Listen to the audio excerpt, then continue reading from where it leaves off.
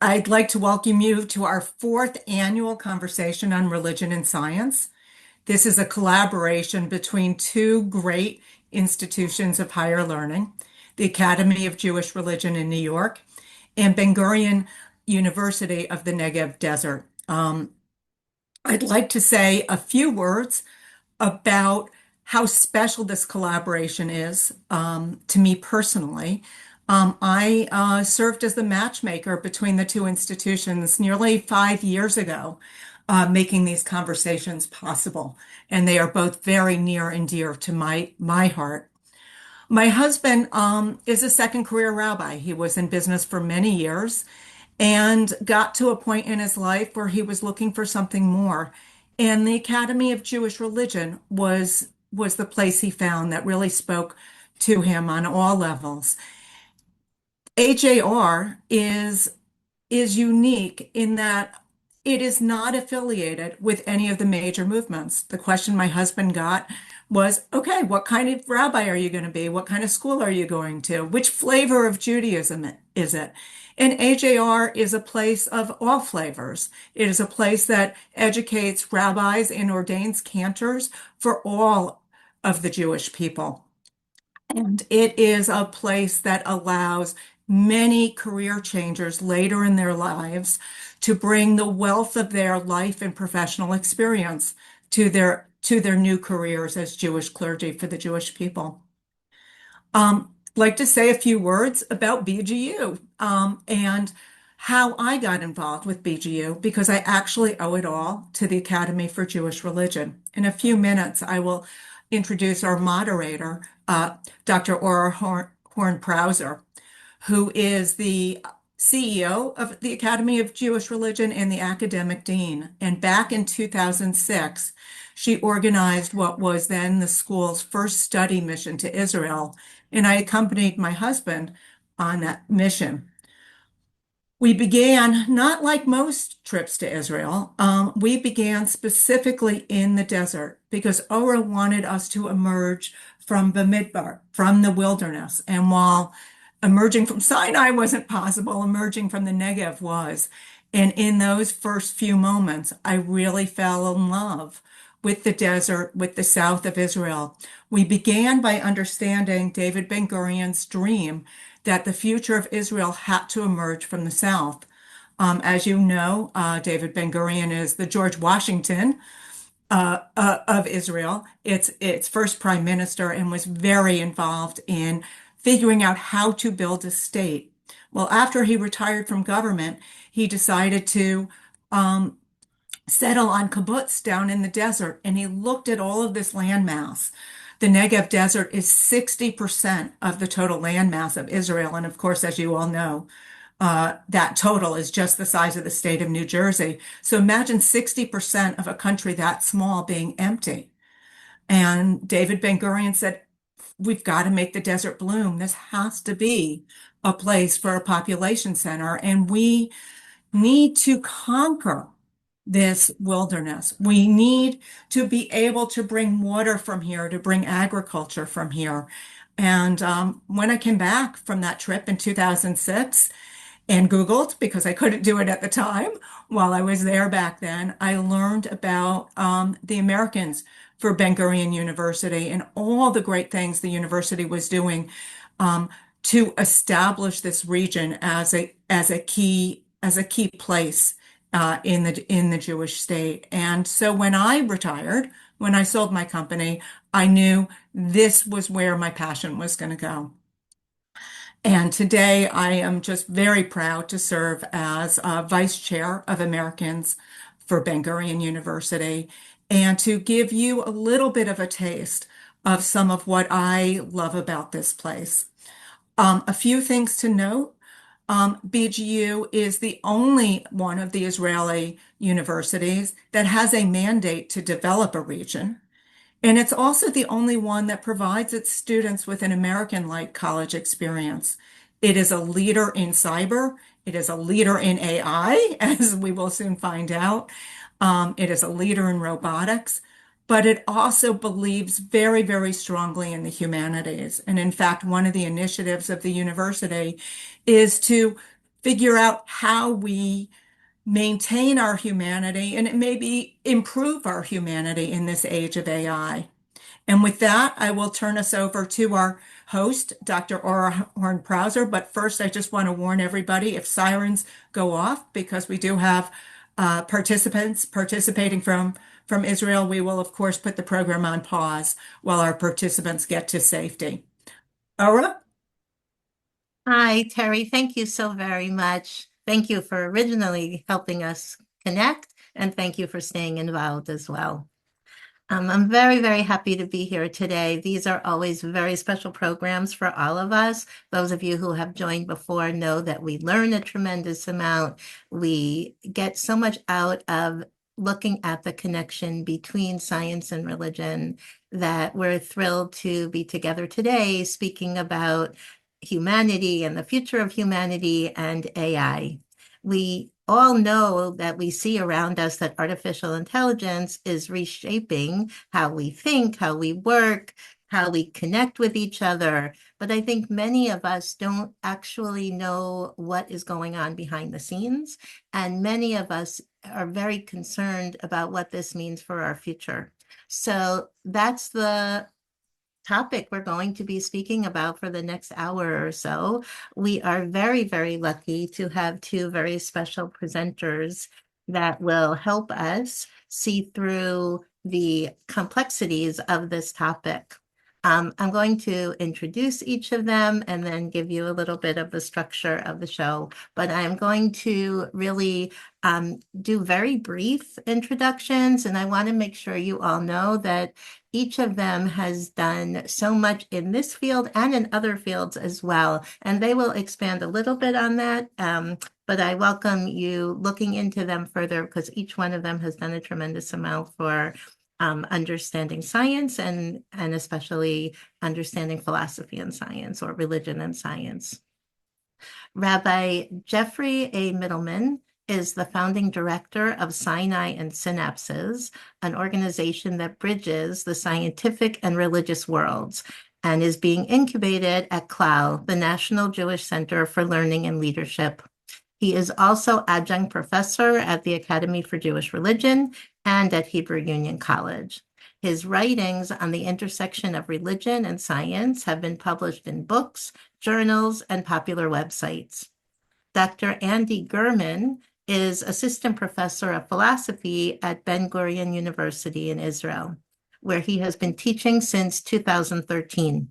He earned his doctorate from Boston University, and his research and teaching focus on metaphysical, ethical, and political thought in the classical Greek tradition of Plato and Aristotle, as well as in the German philosophical tradition of the 19th and early 20th centuries. So I think you can already imagine some of the conversation that's going to be happening here. Rabbi Mitelman is going to begin by defining the AI technologies being discussed, and then each of them will share their expertise and background and explain how their discipline or tradition approaches the modern questions raised by AI, including history, anecdotes, resources, texts, and all of the above. I may step in just to keep time a little bit, but I am very, very happy to hand this off to Jeff, who is going to get us started. Thank you, Aura. Thank you all for joining here this afternoon, this evening, wherever you are. It's a joy to be with you all, and I've loved AJR for many, many years. As Aura had mentioned, my work is in the world of science and religion. I started an organization called Sinai and Synapses a little more than 10 years ago, looking at a variety of different questions surrounding Judaism and science. And I would say about 75% of my work, 80% of my work right now is thinking about Judaism and AI and thinking about this question that we're looking at today. What does it mean to be human? Where does AI come in and look at questions of existential issues of who are we as human beings, and also practical questions? What are the ways in which new LLMs and what they call agentic AI, how is that changing who we are? And so what I want to look at, and we can start one of the slides here, my favorite definition of technology as a whole is technology is whatever got developed after you were a kid. And so for me, I'm in my late 40s now at this point. So when I was growing up, a lot of the big fear was the rise of violent video games. But depending on what age you were, it may have been smartphones or the internet, or depending on how old you are, television. But one of the ones that I love to talk about is the War of the Worlds. The War of the Worlds, which you may know, was a novel written by H.G. Wells in the late 19th century. And Orson Welles in 1938 created a radio play of the War of the Worlds, told that story there. And what we think about now in 2026, the story that's often told is that the Orson Welles broadcast of the War of the Worlds was that there was mass panic in the streets. As we see, there was an article in the New York Times that said radio listeners in panic, taking war drama as fact. The truth is, yes, there were some concerns and people were calling the radio stations and they were calling police there. There was a little bit of concern that was happening of what was going on. People didn't really know what was happening, but there was absolutely no mass panic in the streets. That was a story that was fabricated. It was made up in a lot of ways from the newspapers. The newspapers were really trying to be able to say, don't get your news from this newfangled invention called the radio. You should get your information only from us, from the newspapers here. And we can think about how that changed the media landscape, where, for example, radio, you bought a radio one time and you never had to buy it again, or maybe once every 10 or 15 years. The newspaper you had to buy every day. The radio gave you instant information. The newspaper was a little bit later, and so gave you there was a little time of reflection. And what all these newspapers, including the New York Times, what the real message was new technology is scary. Don't use what comes into this new world. Use what we've done here. And I think that's a lot of the questions that we are grappling with as thinking about AI. How is AI changing who we are? And a question that we're grappling with, and I'll come to this towards the end, is the question of, is AI as a technology, is it a difference of degree or is it a difference of kind? We've gotten used to all sorts of new technologies here. Again, whatever you were used to growing up, that's just part of your daily life. And we will use the word technology or AI as kind of a boogeyman, as something that is scary, something we should not use. And yet it very quickly, it becomes integrated into who we are. The challenge is what happens as the new technology gets adopted more quickly and more widely. So if we can go to the next step, the next slide there, of a text that we come from Bereshit, from Genesis 2, where God has created Adam, and it says, I'll read in Hebrew here as well, that it says that God, Adonai, settled the human in the Garden of Eden to work it and to tend it. The Hebrew is le'ovda or le'shomra. And Rabbi Joseph Soloveitchik also talks about this, that lots of Jewish thinkers have thought about this, that we are commanded le'ovda, to work, to be able to be technological. That comes in, that we are designed, if we think of what technology is, another good definition of technology is the human ability to take the natural world and make it better, make things cheaper, make things easier. We are commanded to work the land. We are, and that is part of our evolutionary history as well. We are, one of our human cousins, a Homo habilis, is the human being that was able to, the handyman. So we work and we create the world. And yet we also have to l'shomra, we have to protect against, well, a lot of rabbis think we've got to protect it against the ovda. We have to we have to protect against the potentially of overworking that comes in. Because even though we are told to work and to guard the land, to the Garden of Eden, God commanded the human and said, Of every tree of the Garden of Eden, you are free to eat. But as for the tree of knowledge of good and evil, good and bad, you must not eat of it. For as soon as you eat of it, you shall die. This was a little revelatory to me when I first heard this thought, and when you hear it, it's obvious in retrospect, which is that technology always outpaces ethics. And I'll repeat that. Technology always outpaces ethics. We don't know if something is going to be good or bad for humanity until it exists out in this world. Adam is commanded to work the land, and only then will he find out, is what I'm doing going to be good or bad? We don't know how the world is going to be until there is something new out in the world. And yet, one of the things that comes up that we think about of humanity, we are grappling with, what does it mean to be human? Is there something that makes us uniquely human that comes in? And if we can go to the next slide, Rashi, quoting from chapter 2, verse 7, where God formed the human, Adam, from the soil's Adamah, blowing into his nostrils the breath of life. The human became a living being, a nefesh chaya, is what the Hebrew says. And Rashi talks about that a nefesh chaya, that also cattle and beasts are called nefesh chaya. We have something in common with other animals. But the nefesh of humanity is the most highly developed of all of them, because the humans were granted understanding and speech. We tend to think that what makes humans at least unique or special is our ability to have language and speech. The question of AI, the word AI is actually a word that was coined in Dartmouth in the 1950s. People have talked about artificial intelligence in a variety of different ways. If you've used Waze, you've used artificial intelligence because it's able to guide you through traffic. If you used Netflix 10 or 15 years ago, looking at an algorithm, you used AI.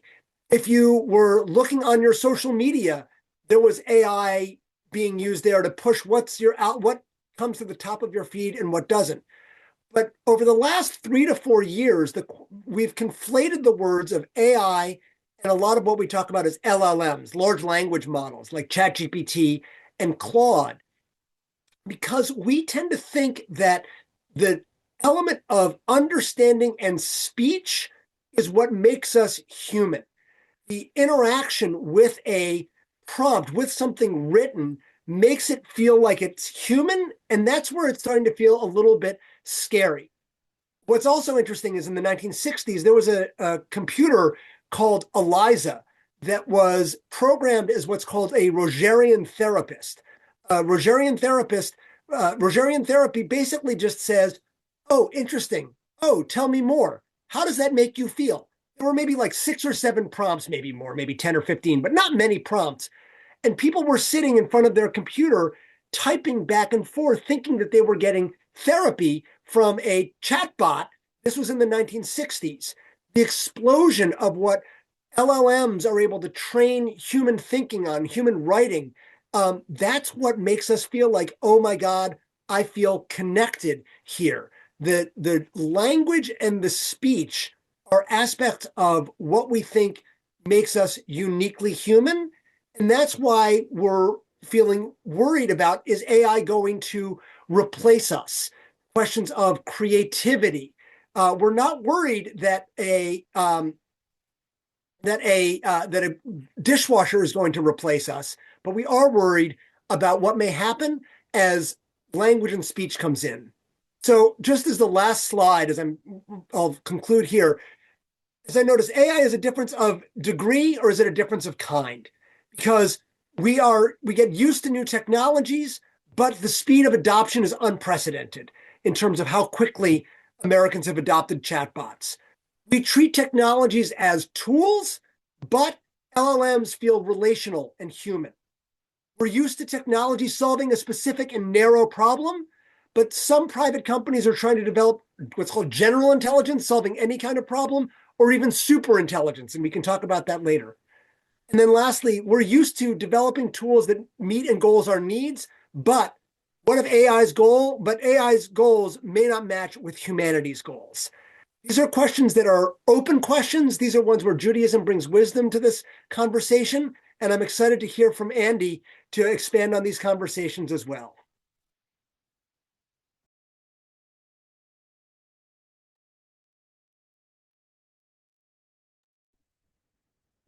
Jeff, thank you so very much. That was really a great beginning for this conversation, opening up a lot of very important language and tools that we need. And I pass it on now to Andy to take us to the next steps. Thank you very, very much. And I apologize if you hear an air raid siren. It's here in Israel, so I'll try to make sure it doesn't happen. Um, Here's what I'm not going to talk about in the few minutes that are allotted to me. I'm not going to try to answer the question of whether AI models are conscious or intelligent, or the question of do we have ethical duties to them, or the question of the effects of AI on higher education or the economy. I won't do that because some of the answers to those questions seem obvious to me. For example, are AIs conscious? No. Might they become conscious? No, it's a category mistake. But the second reason I won't discuss those questions is that in order to think about them, and in order to think about AI, we need to answer two much, much more fundamental questions that aren't about AI at all. They're about us. And those two questions are, what exactly is a human being? And why is it even good that human beings exist?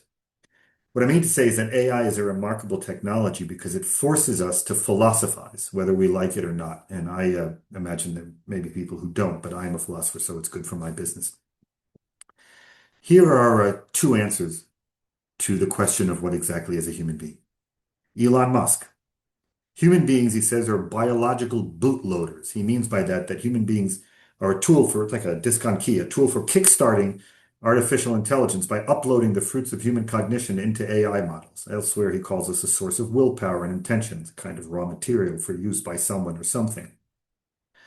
Marvin Minsky, who was the founder really of the field of machine learning, called human beings computers made of meat. Now, you could say that those answers are striking or ridiculous or even downright terrifying, but I can assure you that they are 100% unintelligible unless you understand two things. One, those answers would have been completely inconceivable prior to about the year 1600. And two, they result not from some technological breakthrough, but primarily from a profound philosophical transformation. And to think about AI, we need to know something about that colossal transformation. So here goes 2,500 years of philosophy in about 8 minutes. This should be no problem at all. Let's start with a very, very old, very dead, very Greek man, Aristotle. Aristotle wrote the first ever systematic treatise on ethics. And in that book, he tries to understand what is the good that we want to achieve by all of the choices that we make in life. Now, by name, Aristotle says we all agree on what the good is that we want to achieve. It's happiness. That's what we want. We ultimately want to be happy. For each choice that you make, I could ask, well, why did you choose X? And you'll say, well, I chose X to achieve Y. And then I'll say, okay, well, why did you choose to achieve Y? And you'll say, well, because of Z. And we could go up the chain of reasons, and eventually we'll get to your answer is because I want all of these things because I want to be happy. And then I don't need to ask, but why do you want to be happy? That would be a stupid question. Now, this is all well and good, but happiness is just a name, and people don't agree about its content. There are 9 billion people in the world, so it seems like there might be 9 billion definitions of happiness. It would be an impossible task to know what it really is. But Aristotle disagrees. And if we can cue that first slide, we'll see why.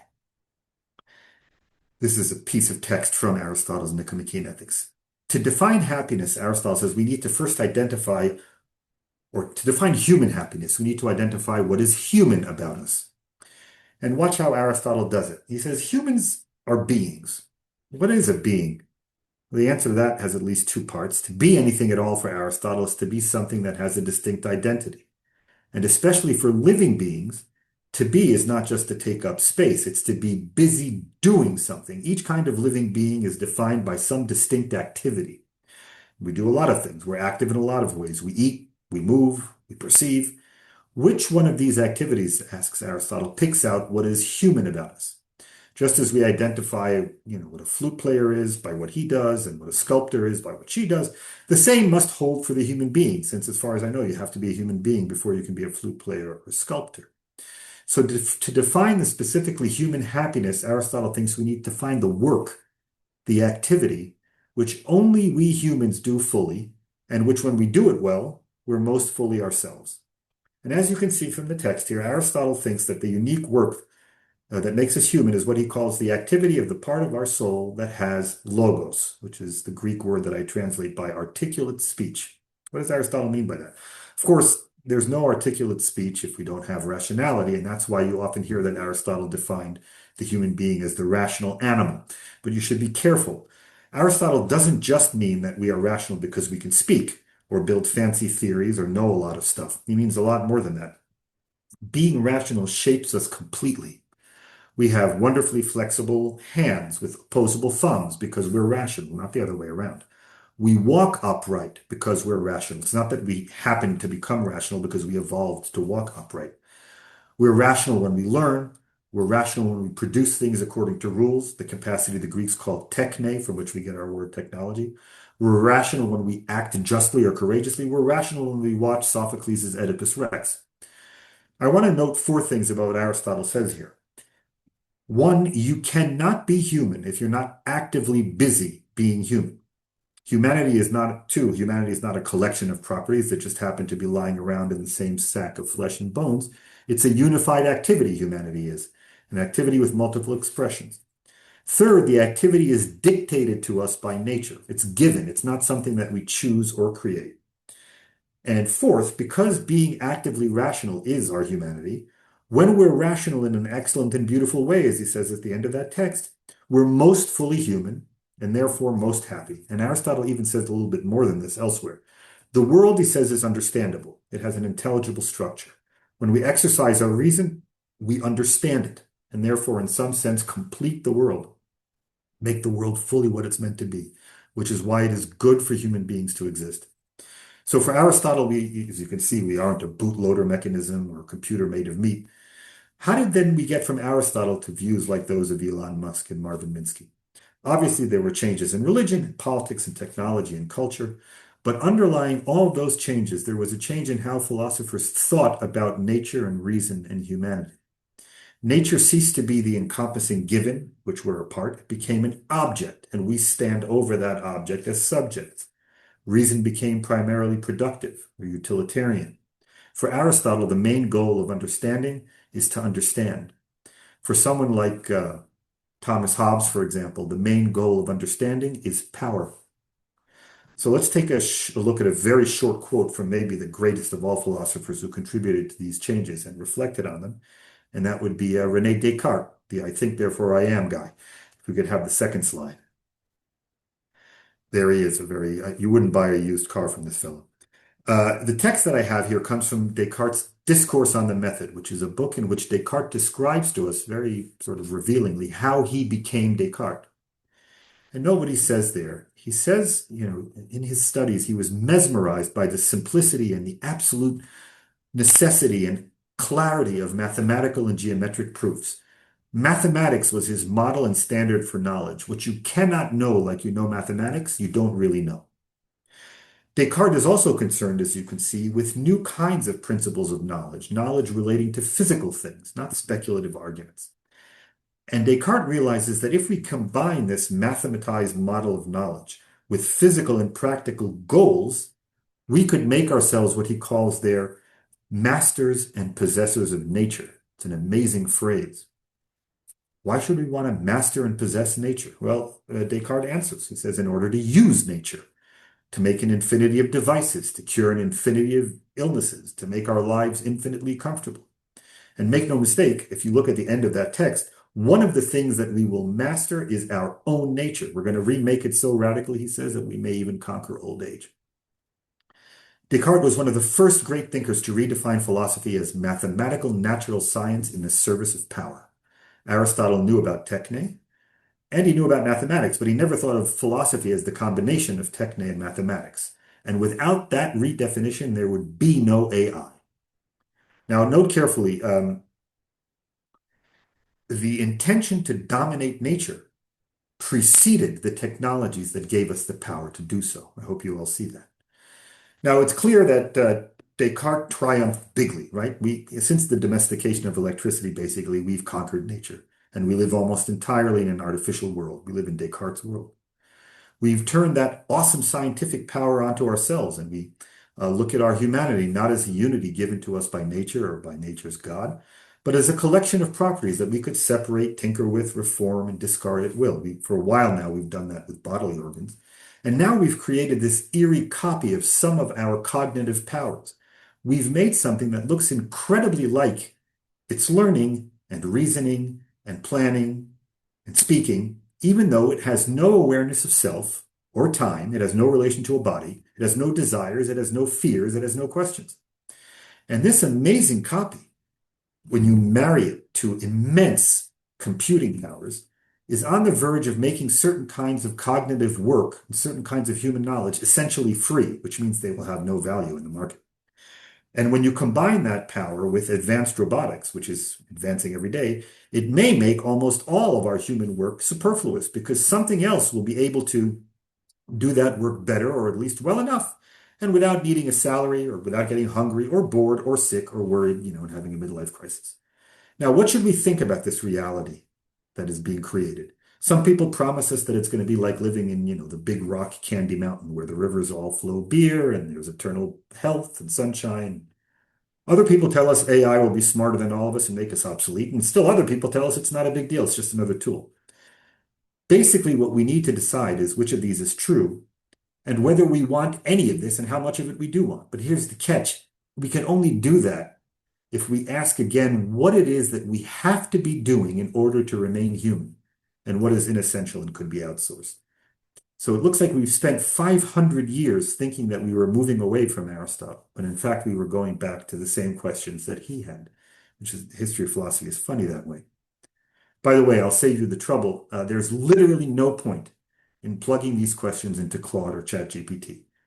It'll spit out answers, but you're going to have to judge if the answers are any good, and it's only possible if you already know what it is to be busy being human.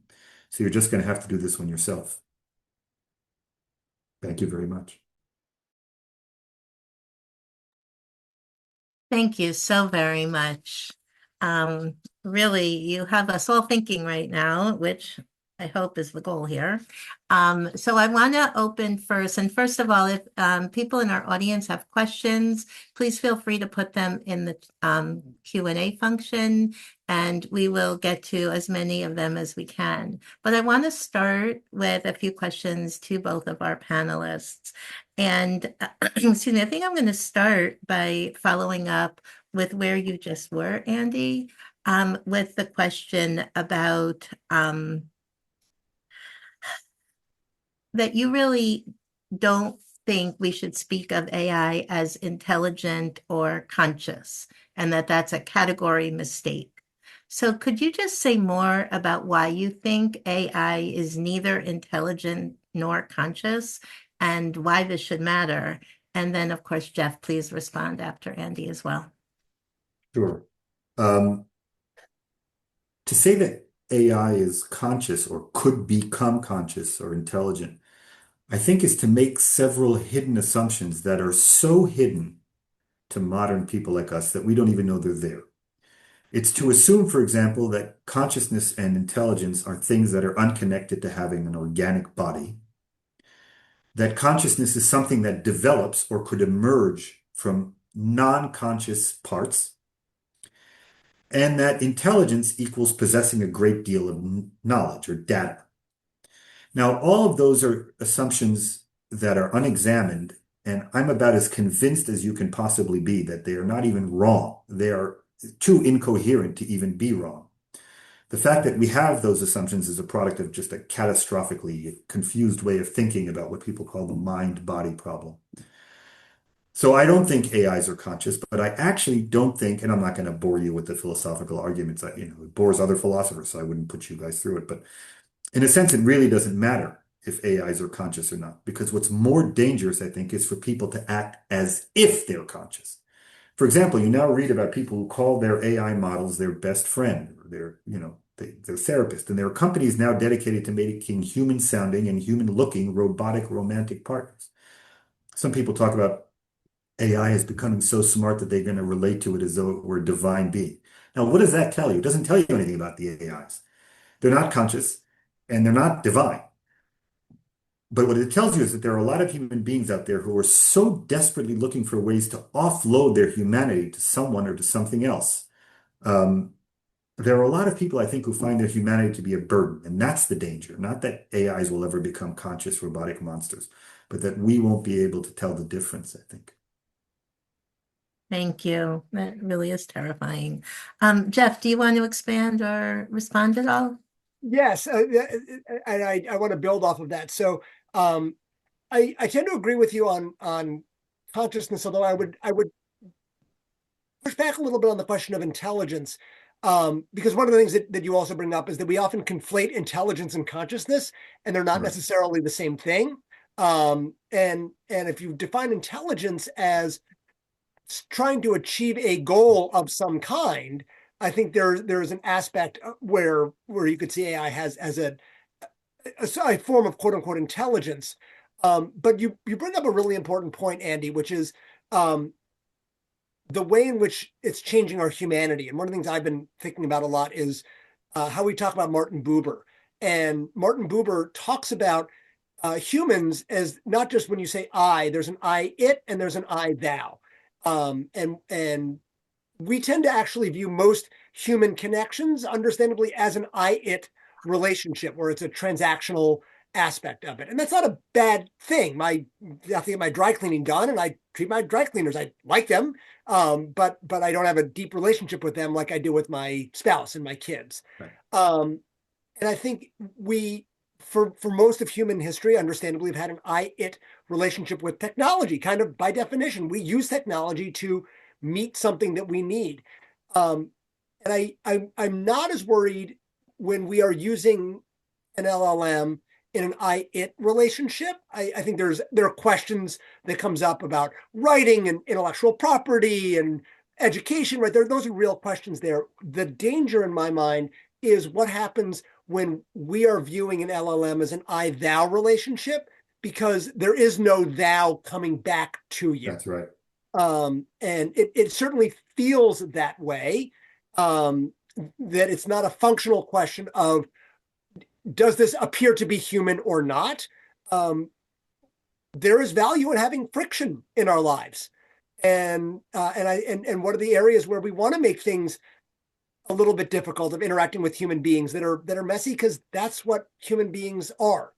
And my hope, by the way, is that I think actually there may be a reversion back where people are going to recognize how important and valuable the human interaction is. I think we're still figuring it out, but we evolved as needing human connection, and I don't think we're going to lose that need. I agree. Yeah, I hope not. Thank you. Jeff, I think I want to start this question with you. How do we learn when there are new methodologies for learning? And what is Jewish learning going to look like in what some have called a post-literate society? Mm-hmm. And how do we even think about literacy versus orality? So you can speak to that. Thank you. So it raises a variety of different questions. One of the things that if you talk about and look at LLMs and the question of, oh my God, is it quote unquote feel human? Most of that it's going to feel using an LLM mediated through a chatbot. And that's because the writing feels human. We're not, and I don't think we're ever going to be able to feel as connected with an oral conversation, because we can go off on tangents. We build off of discussions that come in. Conversations exist in an oral tradition. And so, and we've seen this, by the way, if you've used an LLM, I do this, if you do a speech to text translation, it's a lot easier to just type it, because of the number of times where is this correct? And how do I spell it? The orality allows you to be able to fill things in that you may not know. And that's how a lot of education has happened for thousands of years. Much of Jewish thought, and Andy, I know you're much more of an expert on this as well. In Greek thought, it was being able to share information, and there was a discussion in Greek thinking. Should we write down what Socrates had to say? In Judaism, we have the written Torah and the oral Torah, but the oral Torah got written down as well. So what happens when all of our written corpus comes, and what is our job as educators sharing not just the information, but the relationship that comes in? I think that's one of the things we're teaching, and language. It is not just designed to be able to communicate data and information. Language is designed to be able to build relationships.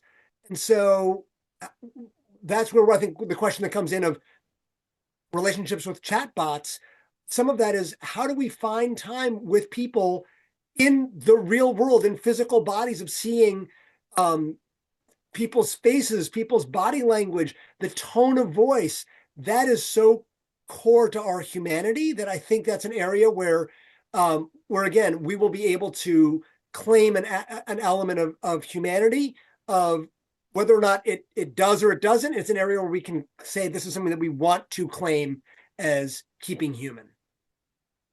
Thank you. Andy, would you like to expand or respond? I'll be very brief. I'll just say one thing. I think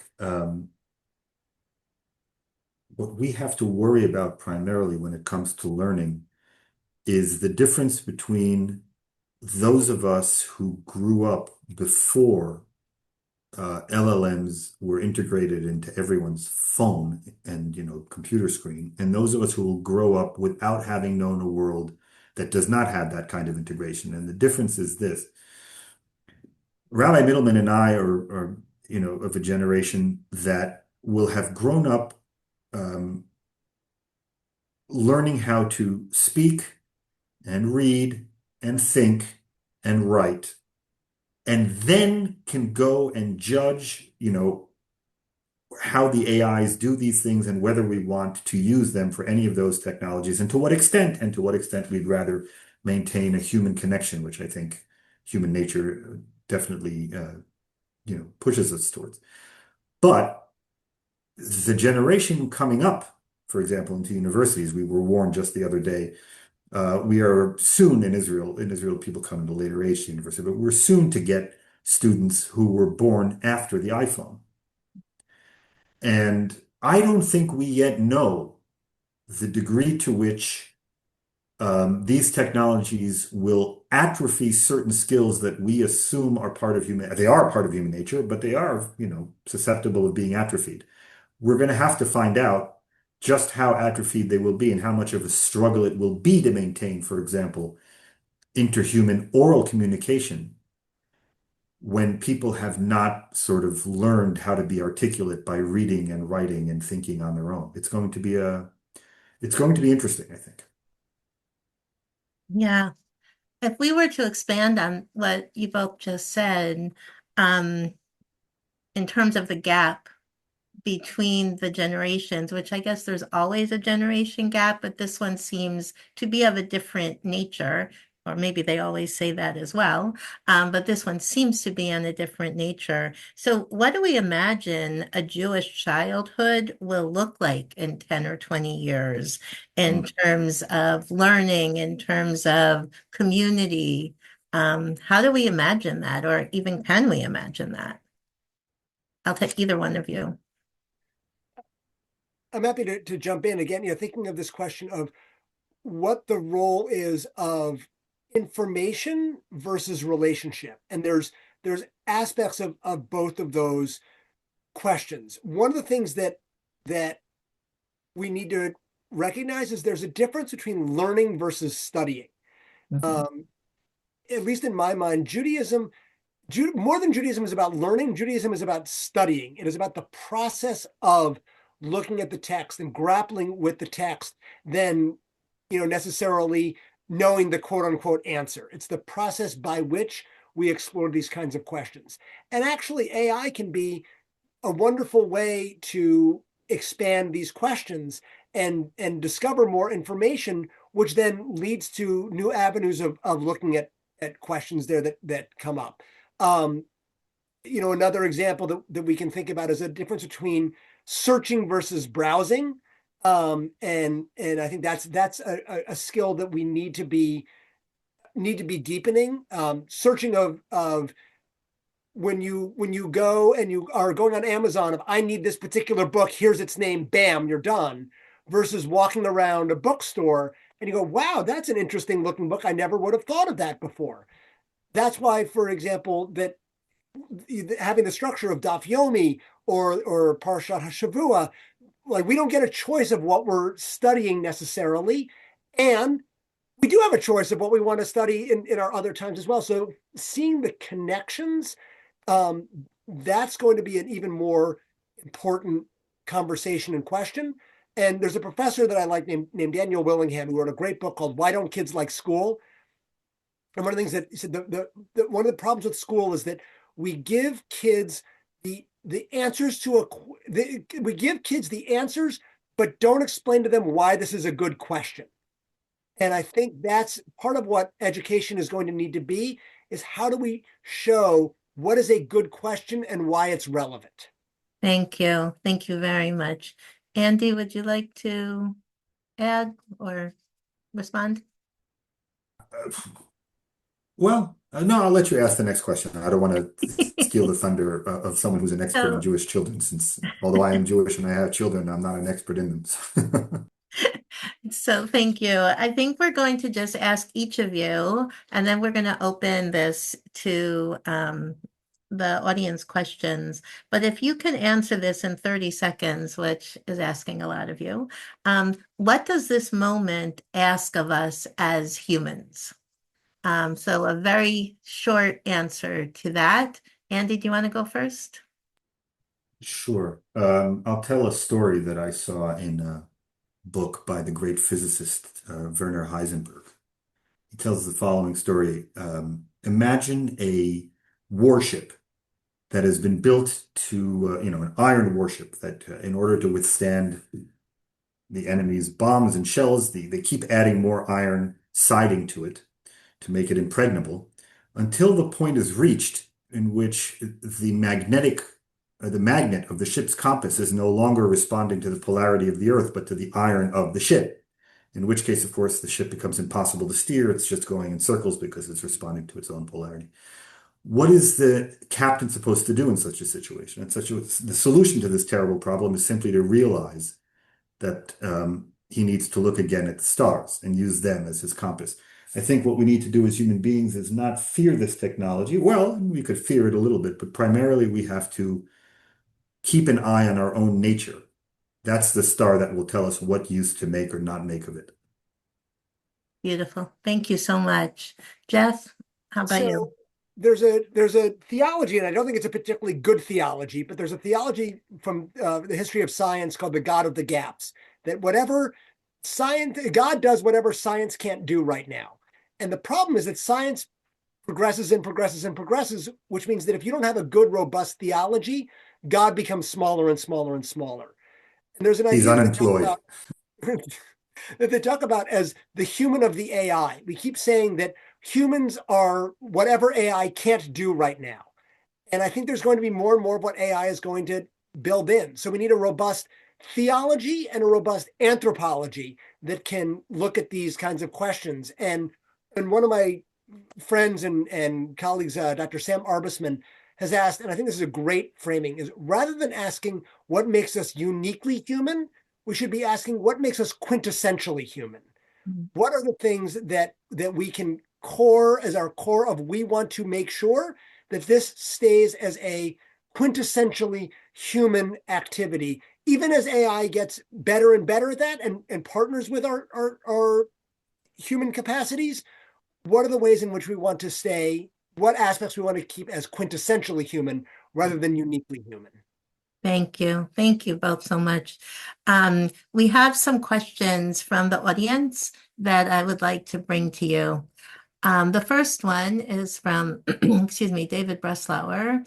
You have discussed LLMs which use statistics to spit back existing information to some sort of parsed inquiry. What about creative AI systems? Where are we on the development of systems that can take existing knowledge and create new knowledge from it without being directed to do so? That is, where a machine can take existing knowledge and come up with a new idea that does not exist already. Either one of you. Um, it's sort of, generative AI, I suppose you could call it, but generative AI on steroids. Um, we're not there yet to the degree that I am aware, but I don't see that in principle it's impossible to create such a device because creation, except for God, doesn't happen out of ex nihilo, right? Only God can do that. Human beings always create on the basis of the reality of their experience, prior creation, the knowledge that they have. Now, what we've basically done is plugged all of those things into effectively unlimited computing power. And we're also, of course, there's an element here of, there's someone behind the screen. We also have human beings behind these programs doing reinforcement learning and pumping in, human preferences to make the LLM models know what kind of answers we're looking for. So I don't think we're going to have pure creativity from AIs, but we'll have something that looks close enough to it that for many people and perhaps for many corporations, if you have to choose between a human creator to whom you have to pay a salary and to whom you have to give sick days, and an AI creator, that may not be Leonardo da Vinci, but will be close enough for, government work. If you think people are going to choose the human over the machine, I can sell you a few bridges. Thank you. I'm going to keep going with questions. Maybe we'll do just one at a time for these questions. What is the rabbinic responsibility to address these issues precisely in the post-literate world to ensure that the Jewish people still deserve the mantle of the people of the book? So it's a great question. I'm going to give a intentionally provocative answer, and I'll expand on that a little bit. My immediate reaction is none, because there's the way in which we communicate that information. There's a piece in our CCIR journal on this about the medium is the message. When we study Torah, for example, we study if you're prepping for Torah study, you are not getting out a Sefer Torah from the Ark and rolling it to the right place. And that one of the things that drives me nuts in pop culture when they have a rabbi who's studying something and they are like, that's not how I look at that text. The way in which Sepharia has changed the way in which we explore different questions. The printing press and Vilna Shas has changed the way in which we look at conversations. I don't think that the book as a specific medium is sacred in that way. I think there are questions of how do we communicate, and I think the learning is there, and I think there needs to be a deep conversation and relationship that comes in. But I'm not averse to. I see some wonderful memes of Daf Yomi that give a little insight into what the Daf Yomi is for that day, which is it's not the same of actual studying and deep work. That comes in. That's where I think there is still a place for rabbis of being able to spend time thinking, reflecting, exploring. But I don't necessarily think that books are going to be sacred in the same way that sacrifices or that was a technology that existed 2,000 years ago. And oh my God, what's going to happen if that goes away? Well, we created something new. So that's an intentionally provocative answer that I'm happy to give more nuance offline, but that's my immediate reaction. Thank you. Thank you. Andy, did you want to add to that or should I keep going? Keep going. Okay. Some of the major concerns about AI include the environmental impact of powering the technology and the impact on the workforce, as we have seen layoffs in certain companies that shift to using AI. So, what does the Jewish ethical tradition contribute to these concerns and this conversation? Either one. Rabbi, do you want to go first? Do you want me to speak about the You Jewish go. You ethical go ahead. tradition? You go ahead. Um, I would say this. There is there's no dignified, you know, Judaism and Greek philosophy don't agree on many things. Um, but I think here's a point at which they're not identical. They come within sort of speaking distance of one another. There's no human life, no dignified human life without work. The kind of work may change, but there's no dignified human life without work. Aristotle's point is that we have to be active. There's a certain work that goes into being human, and it includes, among other things, the work of creating, the work of serving, the work of.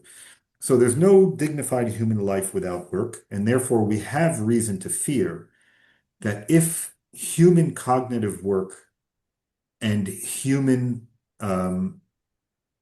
labor becomes so cheap as to be effectively superfluous, the the incentive to shift out human beings and shift in AI or robots will be overwhelming.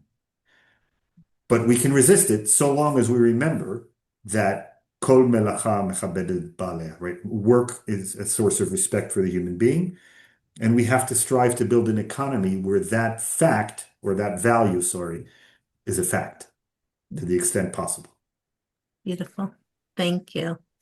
Jeff, did you want to Yeah, add no, something? that is there's actually a piece that really respect a journalist named Sigal Samuel who writes for Vox, and she wrote a piece, and I was teaching about this in my AJR class yesterday, about how do we find meaning in a world where work uh, is a very different aspect. And I think there's an element of melacha versus avodah versus amal, of what does it mean to be striving, what is the production that comes in. And I think there are going to be elements where what we really value is the human imperfection that comes in, and valuing the creative nature and the importance of pausing from that creative nature as well.